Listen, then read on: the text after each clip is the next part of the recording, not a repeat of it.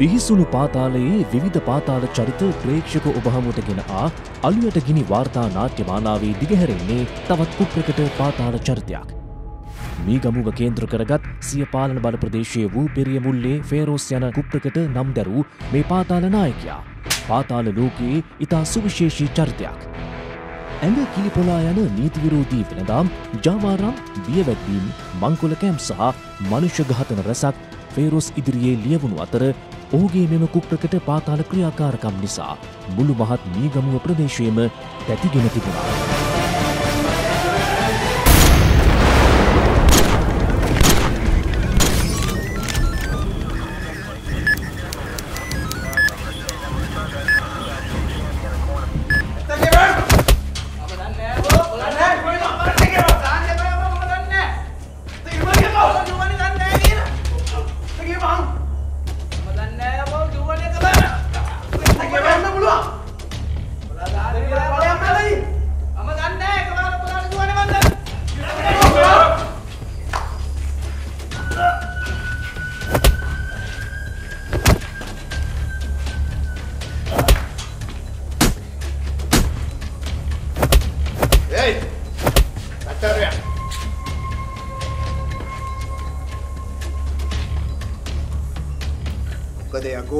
කුටි ගන්නේ අපිට ඇත්ත කියලා මෙතනින් පිට වුණා නම් නේද හොඳ? මම ඉතින් නේද මන් දන්නේ නැහැ. මට යන්න දීපල්ල. ඔබ දන්නේ නැහැ. මන් දන්නේ නැහැ කිව්වනේ. මීගමුවේ පිරෝස්ගේ ගෝලයෙක්ව මහ දවාලේ බේ කඩේ ඉස්සරහා කපලා මරනවා. ඔබ දන්නේත් නැහැ. ඔබ දැක්කෙත් නැහැ. නේද කඩේ හිටියේ නැහැ. මම දන්නේ නැහැ. ඔඩෝ හොඳට කැපෙන කඩුවක් අරන් අවරෙන්. කඩුව? කඩුව මොකටද අයියේ? කඩුවක්? උයකෝ. කඩුවක් ගේන්නේ තෝ පණ පිටින් පෙති ගහන්න. මං කියනවා අයියේ. මං කියන්න. අන්න එහෙම වරේ. දැන් කියපන්. කවුද පාර වැඩේ කෙරුවේ කියලා? වෙලසදා කට්ටිය තමයි අයියේ ටවුන් එකේ හිටියේ අයියේ. වෙල්ලේසුදා. හා? ඒකත් එහෙමද? මූලේල දාපන්.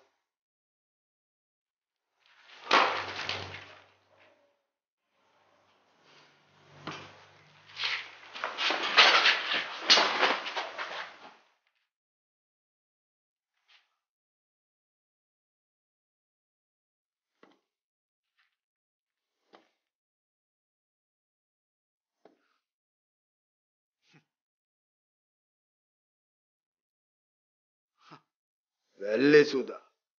හා?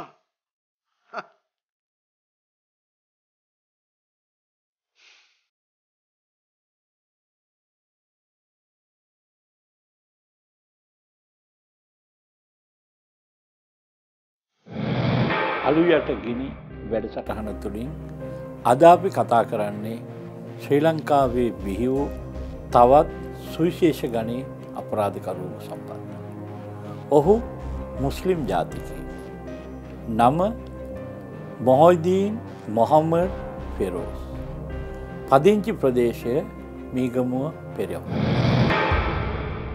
මීගමුව ප්‍රදේශයේ සිය මැර බලය සහ මැර කණ්ඩායම මගින් සිය බලය පවත්වාගෙන ගිය ෆේරෝස්ට විරුද්ධව තවත් පාතාල කණ්ඩායම්වල බලපෑම් ටිකින් ටික එල්ල වුණා.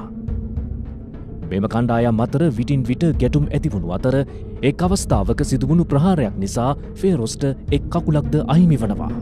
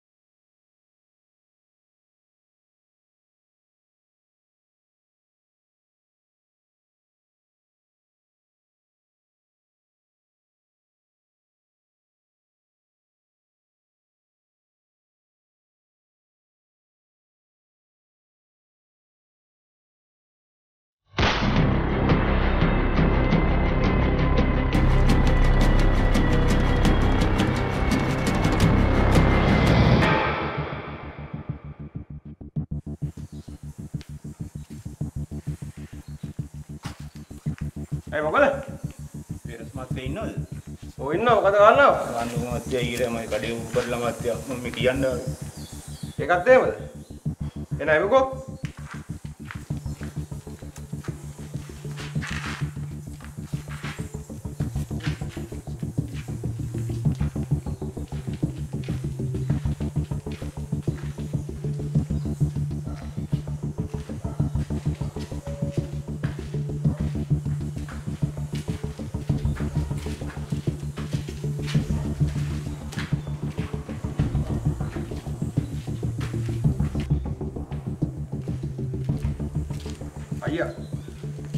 අයියා අම්මෙන් නැවිලා මොකද්ද කාරණාව? බාණ්ඩක මහත්තයා මගේ වැල්ලේ තිබුණ කඩේ ඊරේ කවුද කඩලා දාන්නේ? ඒකත් එහෙම. කවුද සැක? කවුරුවත් මට දැක නැහැ මහත්තයෝ. මගේ දරුවෝ ටික තමයි බඩගින්නේ. හොඳට මතක් කරලා කියපන්. නැත්තම් කොහොමද යකෝ අපි ඌ හොයාගන්නේ? අල්ලපු කඩේ යතපාලියත් මට දැකයි මහත්තයෝ. ඌ කැමති වුණේ නැහැ මං උතන කඩයක් දානකොට. හරි. මං ඒක බලා ගන්නවා. තමුසි දැන් යනවා. මේ දවස්වල තමුසෙට වියදමට සල්ලි නැතුව ඇතිනේ. මම මේ කොල්ලෙක් අතේ සල්ලි ටිකක් එවන්නම්. හොඳයි මහත්තයෝ. මහත්තයාට බුදු බවත් වෙයි.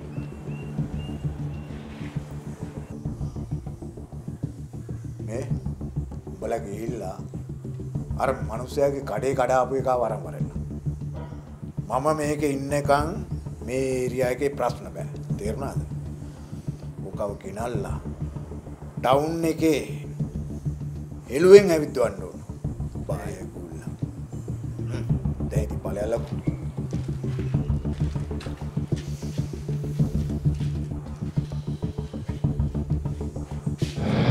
ෆෙරෝස් මුලින්ම අපරාධ ලෝකයට පිවිසෙන්න ඉස්සෙල්ලා ශ්‍රී ලංකා යුද හමුදාවේ විශේෂ බලකායේ එහෙම නැත්නම් ස්පෙෂල් ෆෝස් අතිශූර සෙබළෙක්. ත්‍රස්තවාදීන්ගේ මෙරට ස්වාධීනත්වය බේරා ගැනීම සඳහා දිවි නොතකා උතුරේ සටන් බිමේ සටන් කළ යුද විරුවෙක්.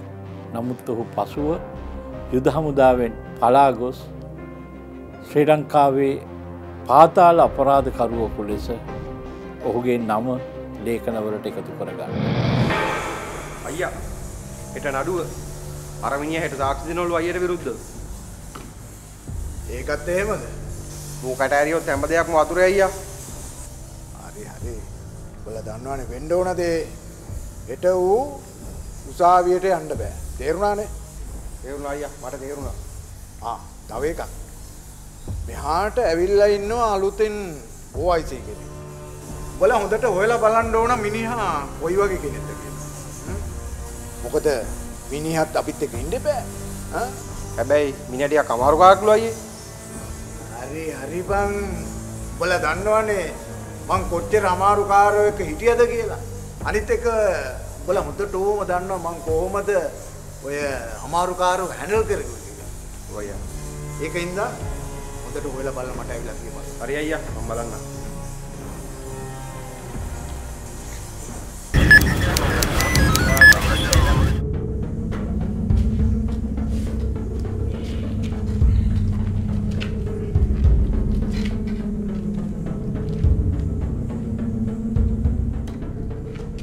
ඉන්පසු කීලිකරු ආධාරයෙන් ෆේරෝස් නැවතත් නැගී සිටීමට උත්සාහ කළ අතර කීලිකරුවෙන් එහා මෙහා යාම ෆේරෝස්ට ආවේනික ලක්ෂණයක් බවට පත්වනවා.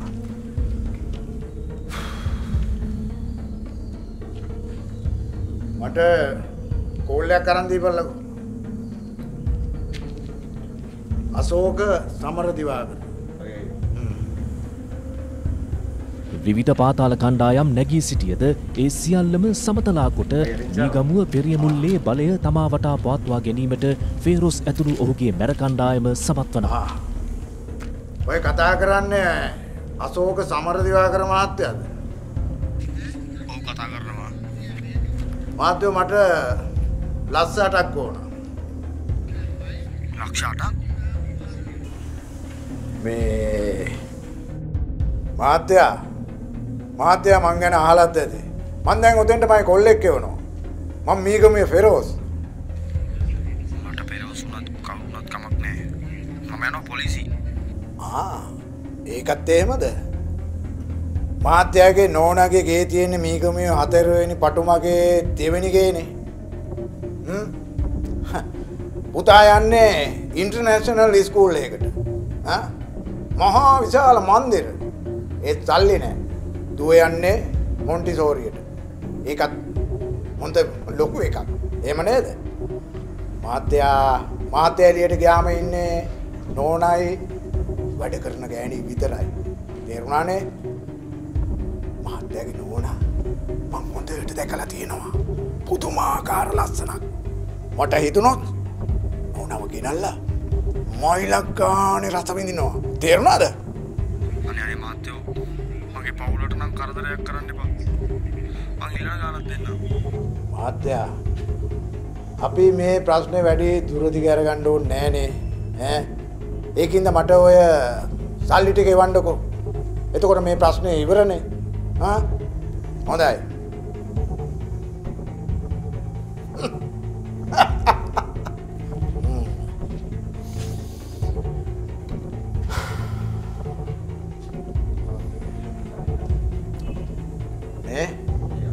උඹලා ගිහිල්ලා තව පොඩ්ඩකින් ඒ මිනිහගෙන් සල්ලි ඉල්ලන් වරෙන්න.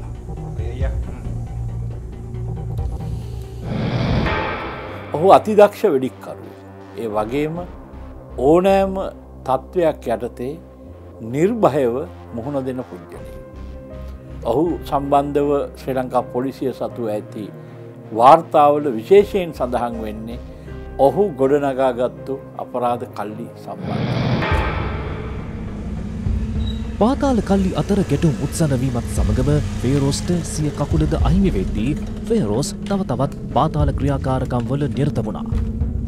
මුහුදු මාර්ගයෙන් මීගමුවට පැමිණෙන මත්ද්‍රව්‍ය ජාවාරම ජයටම කරගෙන ගිය ෆේරෝස් ඇතුළු ඔහුගේ මැර පාතාල කණ්ඩායම පොලිස් ආරක්ෂක අංශවලට හසු නොවනසේ ඉතා සූක්ෂමව සිය කුප්‍රකට පාතාල කටයුතු කරගෙන යනු ලැබුවා.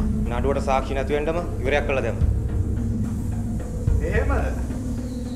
හරි. එහෙමනම් උඹලා දැන් මේ පැත්තෙන් පොඩ්ඩක් වාක් වෙලා ඉන්න.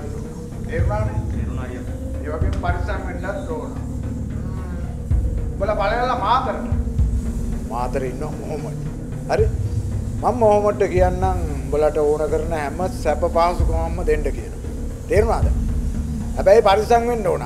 ඒ වගේම මොලේ පාවිච්චි කරන්නත් ඕන. තේරුණානේ? එහෙනම් අපි යන්නම් අයියා.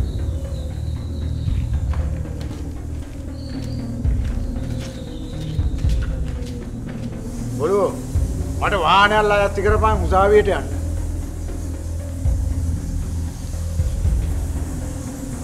මට විරුද්ධව සාක්ෂි දෙන්න. දැන් ඉතින් එළෝ ඉඳන් සාක්ෂි දීපන්කෝ. මම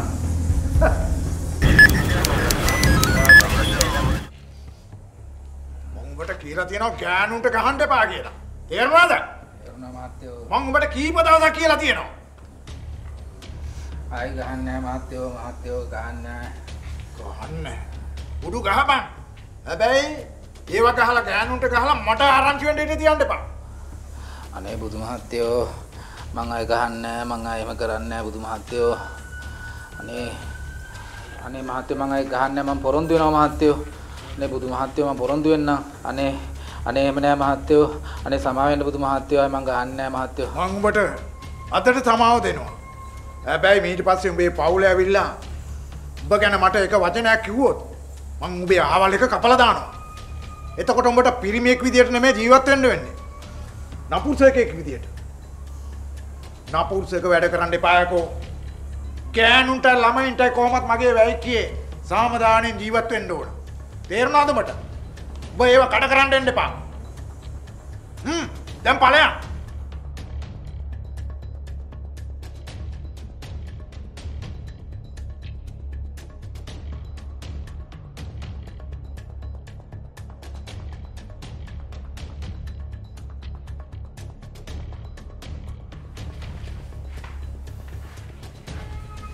බුදු මහත්තයෝ අය මම එහෙම ගහන්නේ නැහැ බුදු මහත්තයෝ බුදුමා කියන විදිහට ඉන්න. බලයකෝ.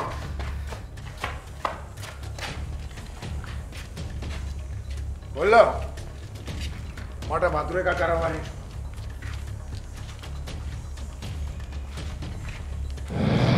ෆෙරෝස් අපරාධ ලෝකයේ සුවිශේෂ නමක් දිනාගන්නේ නිර්භීත ඒ වගේම දක්ෂ වෙඩික්කරුවෙකු හැටියට.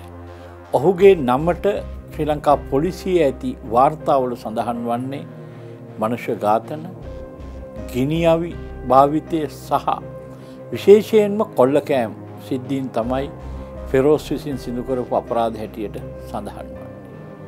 මේ අපරාධ අතර ඔහු සුවිශේෂ අපරාධයක් සිද්ධ කරනවා. ඒක මේ පොලිස් වාර්තාවල සඳහන් වන ආකාරයට සයනයිඩ් විෂ ශරීරගත කිරීමෙන් කාන්තාවක් ඝාතනය කිරීම. මේ ඝාතනය කරනු ලබන්නේ ඔහුගේම බිරිඳ.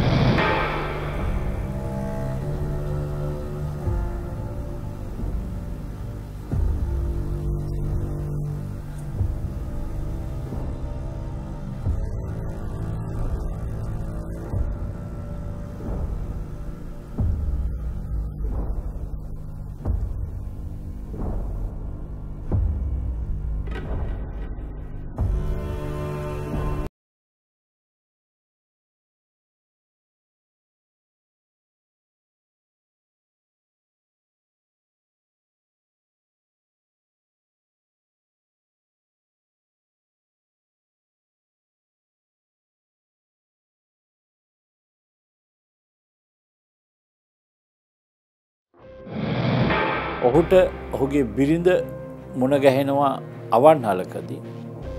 ඇයට ඇය ගෙවමින් සිටි ජීවිතයට ආයිබෝවන් කියලා ෆෙරෝස් සමග ඉතා හොඳ යුග දෙවියක් ගත කරනවා. ඔවුන්ට ඉතාමත්ම රූමත් දියණියකුත් සිටිනවා. නමුත් එක දිනයකදී ෆෙරෝස් දැනගන්නවා තමාගේ බිරිඳ තමා බන්ධනාගාරගත වෙලා ඉන්න වකවානුවක නැවතත් පරණ පුරුදු රැකියාවට ඔහුගේ දියණියත් රැගෙන යන බව. මේ වෛරය ඔස්සේ ඔහු සැලසුම් කරලා ඔහුගේ බිරිඳ මීගමුව තලාහෙන ප්‍රදේශයේ නිවසක පදිංචි වෙලා ඉන්න ඇද්දී ඒ ස්ථානයට ඇවිල්ලා සයනයිඩ් විස ශරීරගත කිරීමේ න්‍යාය ඝාතනය කරනවා. මේ ඝාතනය සම්බන්ධවත් ඔහුව පොලිසියට අවශ්‍යව සිටියා. ඒ වගේම 2001 වර්ෂයේ මැතිවරණ පාර්ලිමේන්තු මැතිවරණ සමයේදී මීගමුව ප්‍රදේශයේ ඡන්ද මධ්‍යස්ථානයකට බලහත්කාරයෙන් ඇතුළු වීමේ උත්සාහයක් සම්බන්ධවත් ඔහුට විරුද්ධව පොලිස් වාර්තා අතරට එක් වෙලා තියෙන තවත් සුවිශේෂ අපරාධයක්.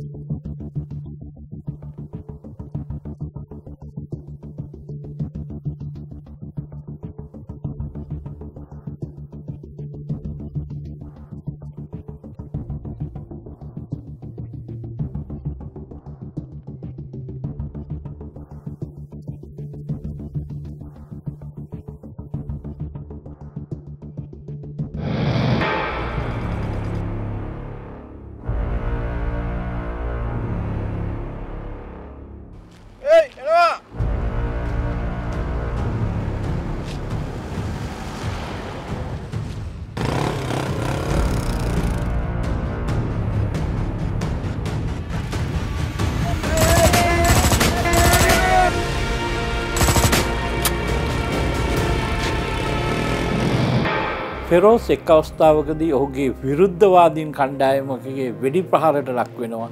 මේ වෙඩි පහර හේතුවෙන් ඔහුගේ කකුලක් ඉවත් කරන්න සිද්ධ වෙනවා. ඒ අවස්ථාවේ ඉඳලා ඔහු තනි කකුලෙන් තමයි ඔහුගේ සියලුම අපරාධ ක්‍රියාකාරකම් කරන්න. මට මතකයි විශේෂයෙන්ම ලියවුණු සටහනක ශීර්ෂපාතයේ හැටියට සඳහන් කළේ තනි කකුලේ ඝාතකයා හැටියට. ඉතින් මේ තනි කකුලේ ඝාතකයා ඔහුගේ අපරාධ දිවිය අවසන් කරන ආකාරයත් ඉතාමත් සුවිශේෂයි.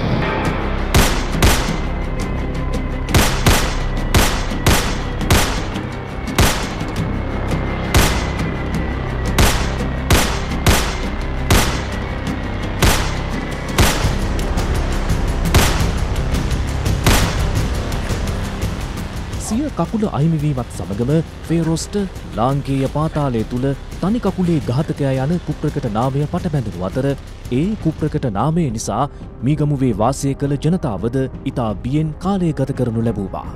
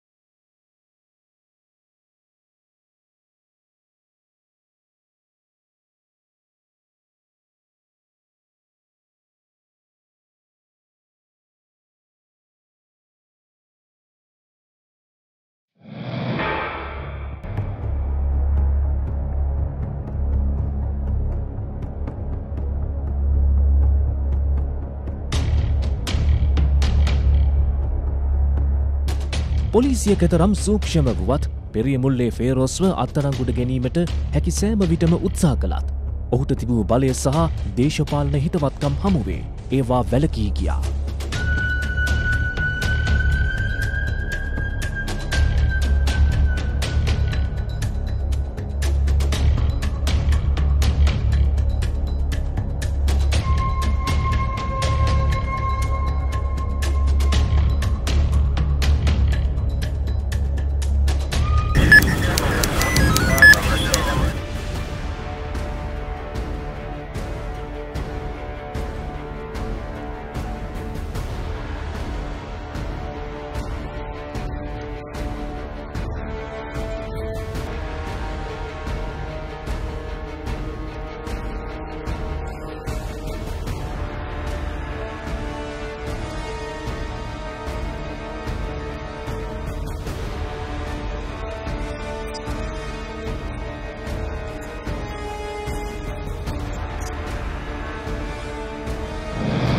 බොහෝ විට අපි දන්නවා මේ සංවිධානාත්මක අපරාධ කරුවන් එහෙම නැත්නම් පාතාල සමාජිකයන් මේ යන විදි කීපයක් තියෙනවා. එකක් තමයි පොලිසිය සමග සිදුවන වෙඩිහුමාරුවකදී ඝාතනය වීම. ඒකම ඔහුට විරුද්ධව කණ්ඩායමක් විසින් ඝාතනය කිරීම. තවත් එක් ක්‍රමයක් තියෙනවා අද වනතුරු මොහිදීන් ෆෙරෝස් ආගිය අතක් නොමැති අතුරුදහන් වූ පුද්ගලයෙකු හැටියට සඳහන් විදි මේ ආකාරයට තමයි ඔහුගේ ජීවිතය අවසන් වන්නේ. ඔහු 1971 උපත ලබන පුද්ගලයෙක්.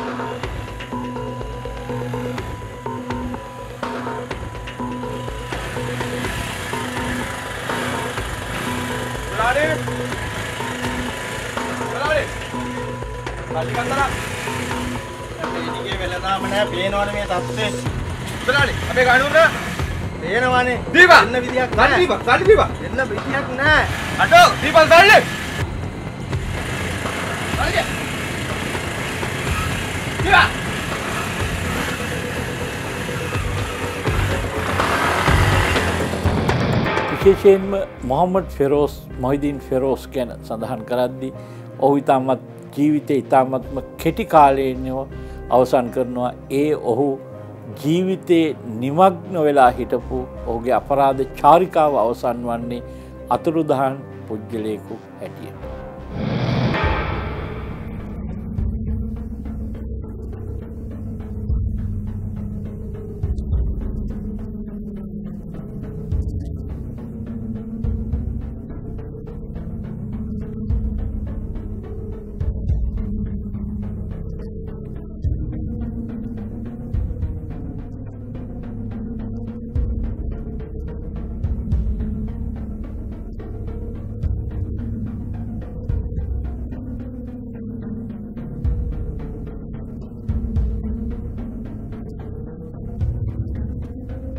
ෆේරෝස් නම් කුප්‍රකට පාතාල නායකයා අද වනතුරු අතුරුදන් වූ චරිතයක් බවට පත්වී සිටින අතර ඔහුට කුමකින් කුමක් සිදුවවාද යන්න කිසි කෙනෙක් දන්නේ නම් නැහැ. නමුත් ඔහු මීගමුව පෙරියමුල්ලේ වැපිරූ භීෂණය තවමත් ජනමනස් තුළ නම් අතුරුදන් වී නොමැති බව නොරහසක්.